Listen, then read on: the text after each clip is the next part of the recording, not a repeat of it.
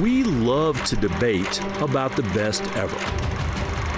LSU's case for best ever college baseball program is hard to dispute. All those trips to Omaha, all those All-Americans in all those dog piles. We call that timeless. And that's why the Tigers are the greatest of all time.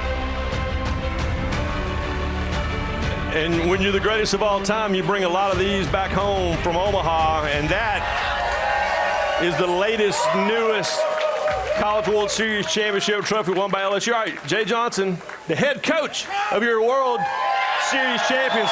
The last time I saw you in person, we were standing on the field in Omaha. All you need to know about this guy is they just won a national championship, and he sees me and goes, man, I'm so sorry I couldn't do Marty McGee yesterday. I'm like, Coach, you're getting ready for a national championship game, but congratulations.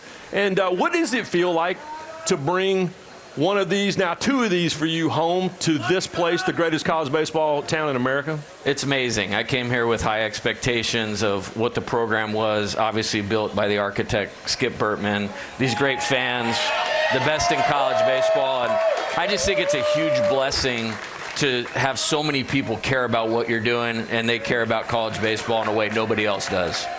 It was Shasta? Yes, Shasta Junior College. How long is the journey from Shasta Junior College to Baton Rouge, Louisiana, to Omaha, Nebraska, with confetti falling on your head and bringing these home to Tiger Country?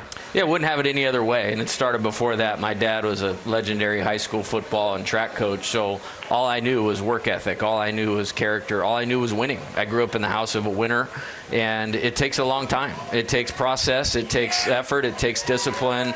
And I was fortunate. I got to learn those things at a young age, and it's been awesome to bring that here with a place like this that has resources and put it into play. Love it. There are those who don't, they think they're ready for the pressure, but then they're not, when they get in the gig, and a lot of them will admit that.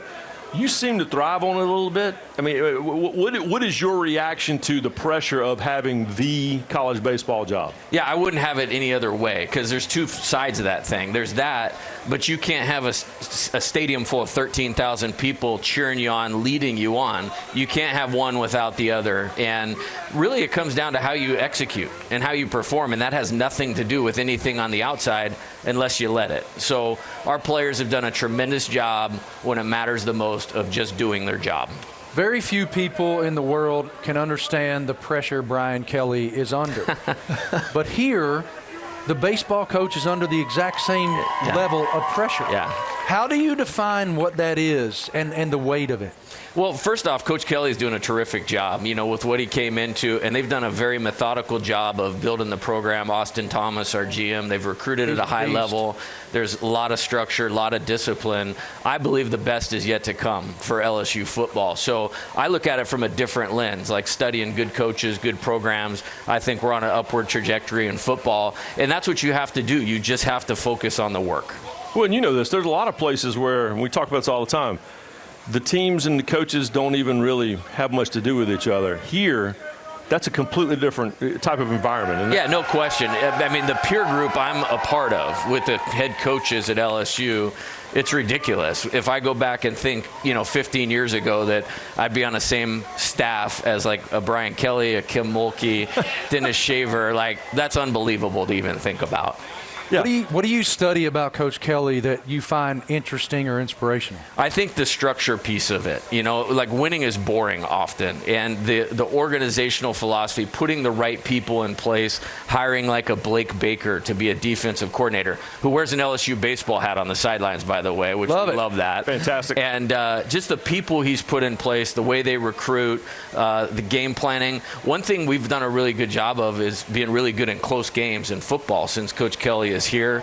I think that's going to help put him over the edge this year. Love it. Yeah. All right. No, there you go. Speaking of over the edge. Yeah, and listen, I understand you've won a couple College World Series and coached in another one, but this is going to be the highlight of your career right here, Coach. All right. It's time for Hillbilly headlines, y'all. Look at my ears. Yeah. Guacamole. I need like a one in water. You need to eat a little bit less salt. I need a water pill. All right, what you got there? Florida woman tries to avoid DUI by standing like a kangaroo. Tampa police arrested a woman after she admitted to an officer that she drank a twisted tea and could drink a whole bottle of tequila. Oh. During a field sobriety test, the woman asked if she could prove her sobriety by standing like a kangaroo, and the officer replied, quote, "Oh, no kangaroo here." No. They observed the woman nearly fall over before the officer had seen enough and handcuffed her. Tampa police said in a statement, quote, "If you plan on getting behind the wheel under the influence, you may find yourself chilling at the county jail." Yeah. Some of these folks back here might need to not employ the kangaroo rule stain. later. All right, let's those take little teeny arms, you know. I'm sorry, officer. I'll keep my tequila in my pouch. Kentucky man allegedly goes to his brother's home, stabs him in the privates. I hope my brother's not watching this. A man allegedly broke into his brother's house and started stabbing him with scissors. Justin Dean was arrested on Friday in charge of burglary and assault. His brother woke up about 2 a.m. to find his brother standing in the bedroom, enter his home without permission, and coming at him with them scissors. Stabbed him in the junk? Yeah, I don't really want to talk about that anymore. Coach, what do you have? Like, how low of a human being do you got to be to do that?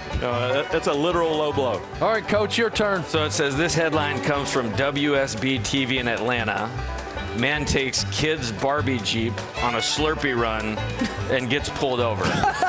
To be clear, that would never happen in Louisiana. Not at all, no. I bet some of y'all got them Barbie Jeeps out here at your tailgates today. Let me expound upon that headline. There's some guy on a tricycle hauling a big stuffed tiger around earlier. I saw that guy. I wonder if he's on his way to get a Slurpee. The man, later identified as Casper Lincoln, Okay.